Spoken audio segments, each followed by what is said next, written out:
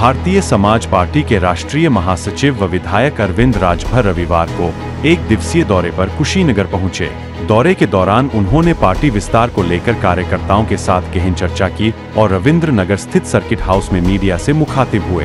Press वार्ता में अरविंद राजभर ने प्रदेश की जर्जर होती शिक्षा व्यवस्था और बदहाल स्कूलों पर चिंता जताई, लेकिन विपक्ष की निष्क्रियता पर भी सवाल उठाया। देखिए, मैं तो बहुत पहले से इस बात को कहता हूँ कि जिस प्रकार से प्राथमिक विद्यालय में फालतू स्कीम चलाई जाती है, मिड डे मील वाली व्यवस्था, भाई आज विज्ञान और प्रौद्योगिकी का दौर है, हर हाथ में मोबाइल, एंड्रॉइड फोन हो गया।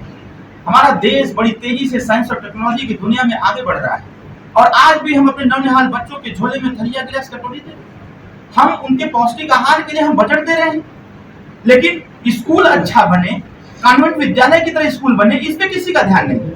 न तो विपक्ष बोल पा रहा है। मैं पहले ही बताया कि विपक्ष सरकार का आईना होता है, इस पे बात करनी चाहिए, योजना बनानी चाहिए।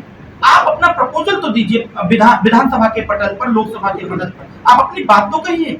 आप कह ही नहीं रहे हैं, आप दिशा विहीन हो जा रहे हैं। हमारी सरकार, वर्तमान सरकार चाहती है काम करना, लेकिन विपक्ष खड़ा होकर के हमेशा मुद्दे को दिग्भ्रमित करने का प्रयास कर रही है। आज जो स्कूलों की स्थिति है, मैं मैक्सिमम की बात नहीं करता, मिनिमम स्कूलों की ऐसी स्थिति है जहां पर कुछ भ्रष्टाचारियों की वजह से वो स्कूल के बच्चे न तो पढ़ पाते हैं और न ही स्कूल अच्छी व्यवस्था दे पाती है। सरकार निरंतर प्रयास कर रही है।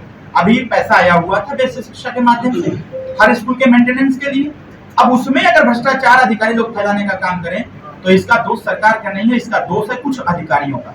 तो यह मैं मान सकता हूं। मैं तो अभी मैंने देखा, रात के वीडियो मैंने देखा कि अभी उत्तर प्रदेश में ही कोई स्कूल गिरा, 2 बच्चे घायल हो गए, तो तुरंत उसमें कार्रवाई होना चाहिए। जो भी दोषी है तुरंत सस्पेंड करना चाहिए, ताकि एक नजीर पेश हो कि कोई इस प्रकार का कृत्य न कर पाए। पहली चीज। दूसरी चीज ये, हमारी तो मांग है, हम लोग सरकार में है, लेकिन हम हमेशा अपनी आवाज बुलंद करते हैं। हम तो कह रहे हैं जितने सरकारी विद्यालय हैं उन सरकारी विद्यालय पर सरकार शराब बंद करके उस सरकारी विद्यालय पर पैसा लगावे। शराब पीने से, पिलाने से देश का, प्रदेश का कल्याण नहीं होने वाला है, बच्चों का भविष्य नहीं बदलने वाला है। बच्चों का भविष्य बदलेगा तब जब स्कूल की व्यवस्था अच्छी होगी, पढ़ाई लिखाई अच्छा होगा।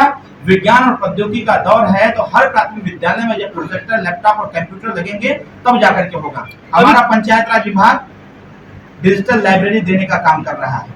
हमारा पंचायत राज विभाग सरकारी विद्यालय में स्मार्ट क्लास बनाने का काम कर रहा है। कहीं न कहीं एक पहल है बेहतर बनाने का।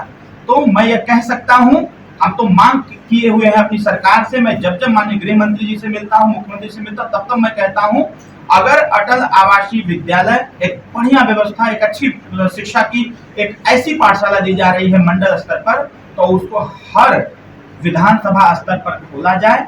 उस विधानसभा के अंदर जितने भी प्राइमरी विद्यालय सरकारी आते हैं उन्हीं स्कूल के बच्चों का एडमिशन अटल आवासीय विद्यालय में हो, ताकि गरीब बच्चों की भी पढ़ाई अच्छी हो सके, पढ़ाई की गुणवत्ता बदल सके। जो जनप्रतिनिधि हैं, जो जनता का वोट लेकर के लखनऊ और दिल्ली के हैं, वो क्या कर रहे हैं? उनको तो कम से कम इस पर चर्चा करनी चाहिए। जनता ने जिताया है खाली वहाँ पकौड़ी और मिठाई खाने के लिए क्या? विधानसभा में जो लोग गए हैं वो खाली ये डेस्क तो तपाने के लिए बैठे हैं क्या? लोकसभा में जो जीत के गए हैं वो किस लिए गए हैं? वो इसीलिए गए हैं कि जाकर के वहाँ चुप्पी साथ जाएंगे। अरे भाई, आप जनप्रतिनिधि हो, वोट लेना होता है जनता का, तो जनता के पैरों तले गिर जाते हो, माथा टेकते हो कि हम क्षेत्र की समस्याओं को उजागर करेंगे। वहां जाकर के आप विपक्ष के मुंह में हाँ मिलाने काम कर रहे हो। पीटी पाठशाला चलेगा?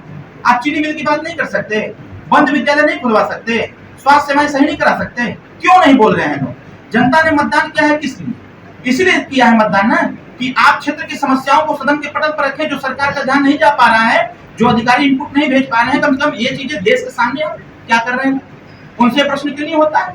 आपके माध्यम से मैं कहना चाहूंगा कुशीनगर की जनता से कि जनता सबसे बड़ी ताकत है। आवाज उठाओ, बुलंद करो अपनी आवाज। मांग करनी चाहिए ऐसे लोगों का बहिष्कार होना चाहिए। जो लोग, अगर सदन चल रहा है, 11 तारीख से विधानसभा भी चल रहा है, अगर विपक्ष के लोग या सत्ता पक्ष के लोग सदन की पटल पर अगर गन्ना मिल से संबंधित चर्चा नहीं करते हैं, तो कुशीनगर की जनता ऐसे लोगों को बगावत करे, ऐसे लोग खिलाफ आंदोलन रखे।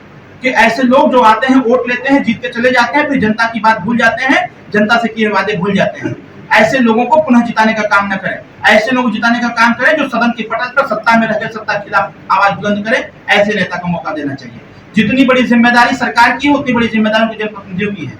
सरकार अकेले एक विधायक एक सांसद से नहीं बनती है।